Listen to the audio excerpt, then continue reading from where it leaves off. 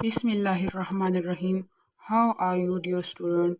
Our today topic is about definition of economics according to Lionel Charles Robbins. First of all, introduction to Lionel Charles Robbins. Who was Lionel? So the lifetime of Robbins is 1898 to 1948. रॉबन्स एक British economist था। वो 20th century के एक बहुत famous और बहुत ही बड़े economist थे।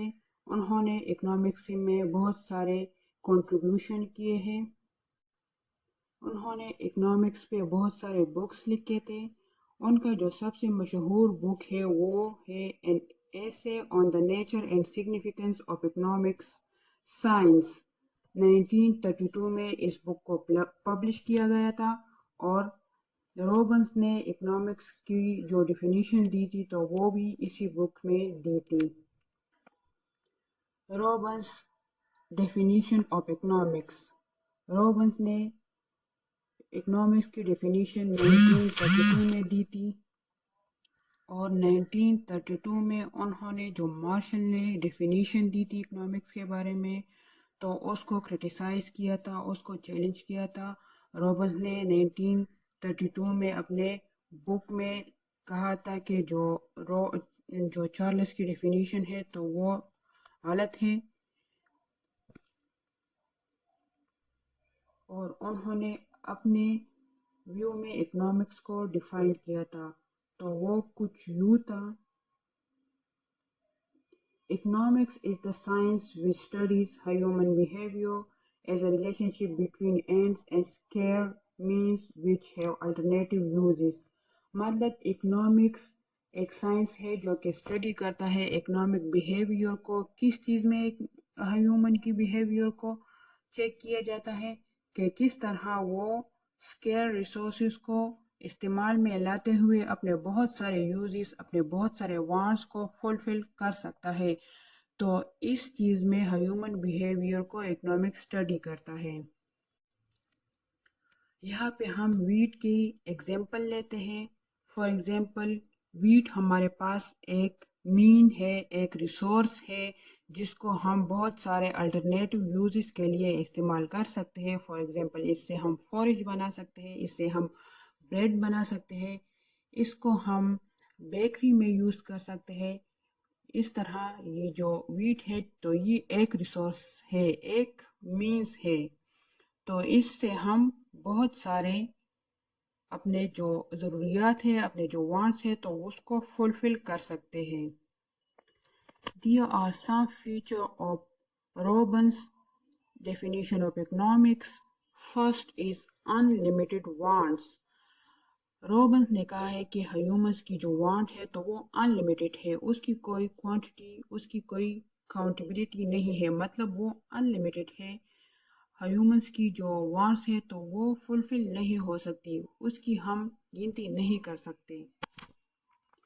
सेकेंड इज स्कैर्स मीन्स, मतलब हमारे पास जो रिसोर्सेज है तो वो लिमिटेड है, वो अनलिमिटेड नहीं है। जबकि वांट्स हमारे पास अनलिमिटेड है और उसके मुकाबले में रिसोर्सेज हमारे पास लिमिटेड है, जिसकी वजह से ह्यूमंस की जो सारी ज़रूरियात, सारे वांट्स है तो वो कभी भी फुलफिल नहीं हो सकते बिकॉज ऑफ स्कैर्स मीन्स।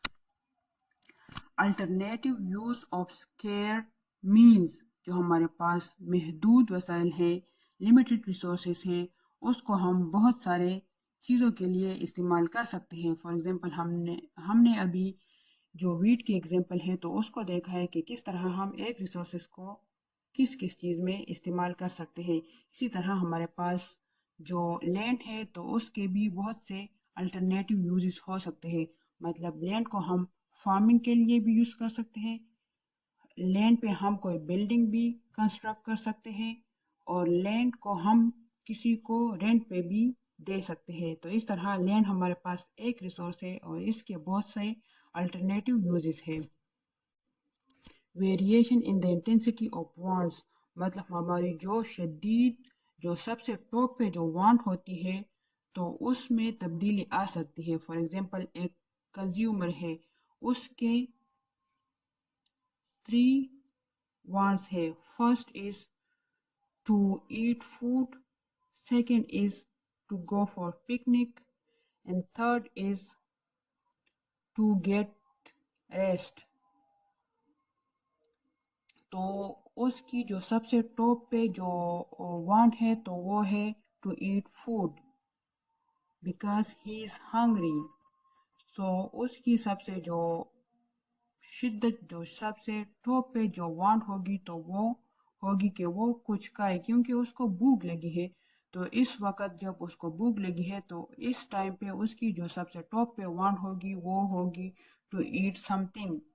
जब वो अपनी भूख को ख़त्म कर देगा तो उसकी जो वांट है तो उसकी वेरिएशन हो जाएगी, उसमें तब्दीली आ जाएगी. मतलब अब उसकी कोई और ख्वाहिश होगी. अब वो चाहेगा कि या वो आराम करे या फिर वो बाहर दोस्तों के साथ पिकनिक पे चला जाए. तो इस तरह जब हमारी एक ज़रूरत एक वांट पूरी होती है तो हमारी जो दूसरी वांट्स है तो वो जनरेट हो जाती है. तो हमारी जो वांट्स है उसमें वेरिएशन आती रहती है. There are some criticism of Robbins' theory. First is static. Robins ने अपने इकोनॉमिक्स के डिफिनीशन में सिर्फ प्रेजेंट की जो जनरेशन है तो उसको डिस्कस किया है. उसने जो फ्यूचर जनरेशन है तो उसको बिल्कुल इग्नोर ही कर दिया है. तो ये इसकी एक बहुत बड़ी क्रिटिसिज्म है. Second criticism is too vast. Too vast किस तरह है? रॉबिन्स ने कहा है कि जो all economic activities of human beings is related to problem of choice. तो इस तरह रियल लाइफ में बिल्कुल भी नहीं है.